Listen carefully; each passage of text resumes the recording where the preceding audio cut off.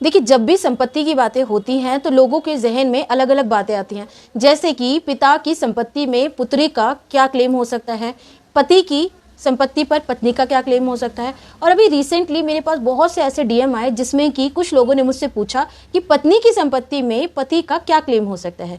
तो आज हम लोग अपनी वीडियो में यही बताने जा रहे हैं कि पत्नी की प्रॉपर्टी पर पति का क्या क्लेम हो सकता है या क्या अधिकार हो सकता है। So welcome back to all in my channel legal bites and blogs and this is advocate Rajni. आगे बढ़ने से पहले एक रिक्वेस्ट करना चाहूंगी, प्लीज मेरे चैनल को सब्सक्राइब कीजिए, वीडियो को लाइक कीजिए और वीडियो को शेयर भी कीजिए। अगर आप लोग इसी तरीके के लीगल अपडेट्स और लेना चाहते हैं या फिर अपनी किसी समस्या को मुझसे डिस्कस करना चाहते हैं तो आप लोग मुझे डीएम भी कर सकते हैं। तो चलिए बहुत ज़्यादा टाइम वेस्ट ना करते हुए अपनी वीडियो को आगे बढ़ाते हैं।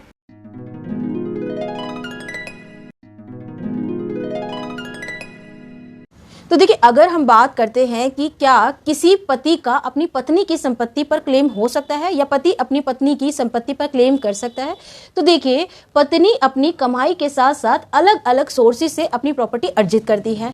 जैसे कि पहला, जब पत्नी को प्रॉपर्टी उसके मायके पक्ष द्वारा या फिर माता पिता के द्वारा उसको गिफ्ट दी गई हो, या फिर दूसरा, जब पत्नी को प्रॉपर्टी उसके ससुराल पक्ष द्वारा या फिर ससुर द्वारा गिफ्ट की गई हो।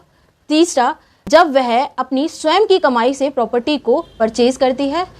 फोर्थ, जब प्रॉपर्टी उसके पति ने उसके नाम से खरीदी हो। तो अब यहाँ पर एक बात और निकल कर आती है कि क्या पति अपनी पत्नी के जीवित रहते अपनी पत्नी की संपत्ति पर किसी भी तरीके से क्लेम कर सकता है? तो इसका आंसर है नहीं। पत्नी के रहते वह अपनी प्रॉपर्टी को किसी भी तरीके से यूज कर सकती है, किसी के नाम भी गिफ्ट कर सकती है, सेल कर सकती है, लेकिन पति किसी भी तरीके से अपनी पत्नी की प्रॉपर्टी पर क्लेम नहीं कर सकता जब तक कि वह जीवित है। लेकिन उस कंडीशन में जब पत्नी की डेथ हो जाए या मृत्यु हो जाए, उस कंडीशन में अलग अलग सिचुएशन में अलग अलग लॉ है। तो देखिए, यदि पत्नी की मृत्यु हो जाती है और पत्नी की प्रॉपर्टी उसके मायके द्वारा दी गई है और उसके बाद उसके 3 डिपेंडेंट हैं, यानी कि उसका पति और 2 बच्चे, तो प्रॉपर्टी 1/3 उसके हस्बैंड को और 1/3 उसके एक बच्चे को और 1/3 उसके दूसरे बच्चे को जाएगी। और वहीं अगर पति की मृत्यु भी हो चुकी है और अगर वहीं पत्नी का अगर कोई भी संतान नहीं है तो वह प्रॉपर्टी उसके मायके पक्ष को दोबारा से चली जाती है। अब अगर हम बात करते हैं दूसरी कंडीशन के बारे में, यानी कि यदि पत्नी को प्रॉपर्टी उसके ससुराल पक्ष द्वारा या फिर ससुर द्वारा गिफ्ट की गई है, तो उस कंडीशन में पति अपनी पत्नी की प्रॉपर्टी को कैसे क्लेम कर सकता है या उसके बाद उसकी प्रॉपर्टी पर पति का कितना हक होगा। तो यदि देखिए, पत्नी की मृत्यु पहले हो चुकी है तो उस कंडीशन में भी जो पत्नी के डिपेंडेंट हैं उसमें वह प्रॉपर्टी इक्वली डिवाइड हो जाएगी।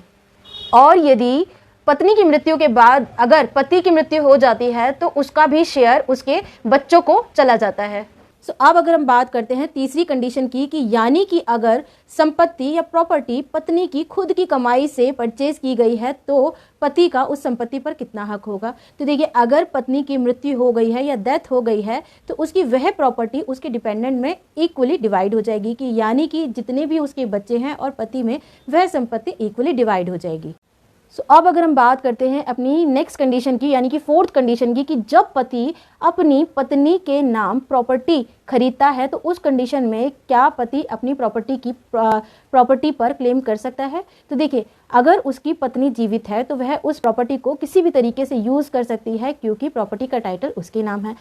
लेकिन वहीं अगर हम बात करते हैं पत्नी की मृत्यु के बाद या डेथ के बाद, उस संपत्ति पर पूरा अधिकार उसके पति का होगा और यदि उसके पति की मृत्यु हो जाती है तो उस संपत्ति पर उसके बच्चों का अधिकार होगा।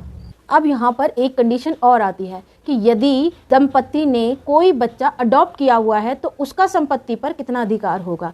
तो अडॉप्ट किए हुए बच्चे का संपत्ति पर उतना ही अधिकार होगा जितना कि उस दंपति के अपने बच्चों का संपत्ति पर अधिकार होगा।